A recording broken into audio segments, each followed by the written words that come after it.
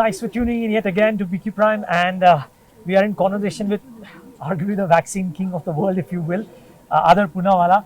And as much as I want to talk about the business, Adar, thank you for joining in firstly. And can I first start off with a couple of patient or a COVID watcher questions? The world seems to be getting back to some concerns because of what's happening in China. How do you look at that situation? Thank you, Neeraj. Great to be here talking with you.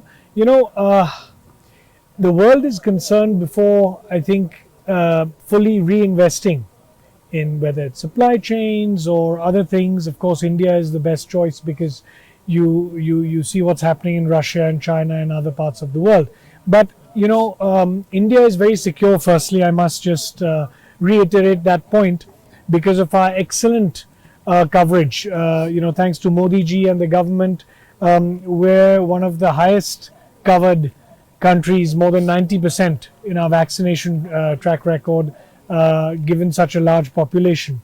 Having said that, you know, recently Covovax, our vaccine, which is very effective against the Omicron and other subvariants, is now licensed. So those who want to take a booster, the elderly, the vulnerable, or anyone who's traveling, it's available now. And I really think that's something to look at if you feel still a bit uneasy looking at what's happening. And, you know, coming back to the China point, we all hope that they get over their issues, and we're trying to even offer our vaccines to them, vaccines from the West, vaccines made in India, because the sooner they take a good booster vaccine, it will certainly help them curtail infections, hospitalizations and deaths. So we're hoping that they appeal to that, and let's see what happens. You reckon it's a bit of a unique case that China is going through because of whatever they may have? Well, it's not unique. You know, it's because of the policy decisions they had made of a zero COVID policy. So you didn't have a lot of infections early on,